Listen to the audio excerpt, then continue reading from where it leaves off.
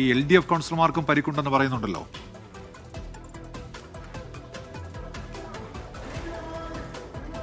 ഒരിടവേളയ്ക്ക് ശേഷം വീണ്ടും നഗരസഭയിൽ പ്രതിഷേധം, സമരം പ്രക്ഷുബ്ധമാകുന്ന ഒരു സാഹചര്യമാണ് ഉള്ളത്. എന്തായാലും ഇരുന്നതുപോലെ തന്നെ CPM-ന്റെ കൗൺസിലർമാരെല്ലാം അദ്ദേഹത്തെ തള്ളിയിടുകയായിരുന്നു. അങ്ങനെ ഞങ്ങളുടെ വനിതാ കൗൺസിലേഴ്സ് അടക്കം അദ്ദേഹത്തെ പ്രൊട്ടക്ട് ചെയ്യാൻ വേണ്ടിയിട്ട് പോയപ്പോൾ അവരെയും തള്ളിയിട്ട് അവരുടെ പുറത്തുകൂടി കയറിയിരുന്ന് ഞങ്ങൾക്കൊന്നും എണീക്കാൻ പറ്റാത്ത സാഹചര്യം. എല്ലാവർക്കും പരിക്കുണ്ട്.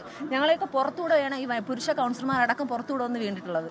അപ്പോൾ ഞങ്ങളുടെ തിരുവനന്തപുരം നഗരസഭയുടെ മേയർക്ക് അദ്ദേഹത്തിൻ്റെ റൂമിൽ കയറണ്ടേ, ഒരുപാട് കാര്യങ്ങൾ ചെയ്യേണ്ടതായിട്ടുണ്ട്. അപ്പോൾ അദ്ദേഹത്തിൻ്റെ റൂമിൽ പോയവരും കയറ്റില്ല എന്ന ഉദ്ദേശത്തോടു കൂടി ഇന്ന് രാവിലെ മനഃപൂർവ്വം, കാരണം 3 ദിവസമായിട്ട് അവർ പുറത്ത് സമരം ചെയ്യുകയാണ്. ഞങ്ങൾ ആരും ഒന്നും പറഞ്ഞിട്ടില്ലല്ലോ, അവർക്ക് സമരം ചെയ്യാം, ആർക്കും സമരം ചെയ്യാം. ഞങ്ങളും സമരം ചെയ്തിട്ടുണ്ട്, ഞങ്ങളും മുൻ മേയർക്കെതിരെ ഞങ്ങളും സമരം ചെയ്തിട്ടുണ്ട് ഇവിടെ. പക്ഷേ ഞങ്ങൾ ഒരിക്കൽ പോലും മേയറെ ആക്രമിച്ചിട്ടില്ല. പക്ഷേ തിരുവനന്തപുരം നഗരസഭയുടെ മേയറെ ചരിത്രത്തിൽ ആദ്യമായിട്ടാണ് ഇത്രയും കൗൺസിലർമാരെ ആക്രമിച്ചത്. അദ്ദേഹത്തെ വന്ന ഉടനെ തന്നെ മറിച്ചിടുകയായിരുന്നു. ഇങ്ങനെയല്ല ചെയ്യേണ്ടത്. റിനു, ഈ LDF എന്താണ് പറയുന്നത്? റിനു,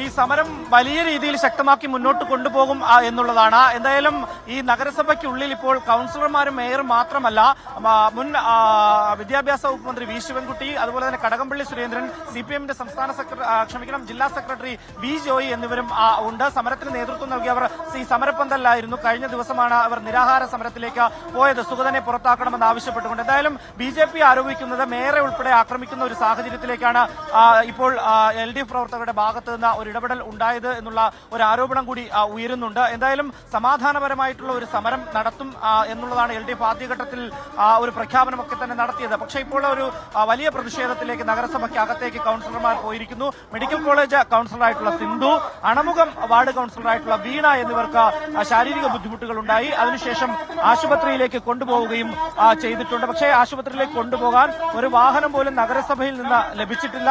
പോലീസ് വാഹനങ്ങൾ വഴിയിലിട്ട് തടസ്സപ്പെടുത്തി എന്നുള്ള ആരോപണങ്ങളും ഉയർന്നിട്ടുണ്ട്. എന്തായാലും ഇപ്പോൾ LDF അംഗങ്ങൾ, LDF നേതാക്കളെല്ലാം തന്നെ പുറത്തേക്ക് വരുന്ന ഒരു കാഴ്ചയുണ്ട്. അവരുടെ പ്രതികരണം കൂടി തേടേണ്ടതായിട്ടുണ്ട്. വലിയ ആരോപണമാണ് LDF-നെതിരെ ഉയർന്നു വന്നത്. കൗൺസിലർമാരെ മർദ്ദിക്കുന്ന ഒരു സാഹചര്യത്തിലേക്ക് LDF കൗൺസിലർമാരുടെ ഭാഗത്ത് നിന്നാണ്. റിനു ശ്രീധറാണ് ഇപ്പോൾ വിവരങ്ങൾ നൽകിക്കൊണ്ടിരിക്കുന്നത്. തിരുവനന്തപുരം കോർപ്പറേഷൻ ഓഫീസിന് മുൻപിൽ നിന്ന് അല്പസമയം മുൻപാണ് അവിടെ സംഘർഷം ഉണ്ടായത്.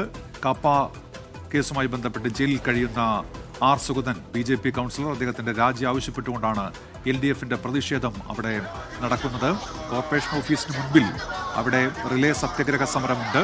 കോർപ്പറേഷനകത്ത് LDF കൗൺസിലർമാരുടെ സമരം നടക്കുകയായിരുന്നു. അതിനിടയിലേക്ക് മേയർ എത്തിയപ്പോഴാണ് ഈ സംഘർഷം ഉണ്ടായത്. 2 LDF കൗൺസിലർമാർക്ക് പരിക്കേറ്റിട്ടുണ്ട്. ഇപ്പോൾ LDF കൗൺസിലർമാർ പുറത്തേക്ക് വന്നിട്ടുണ്ട്. അവർ പുറത്ത് മുദ്രാവാക്യം വിളിക്കുന്നു.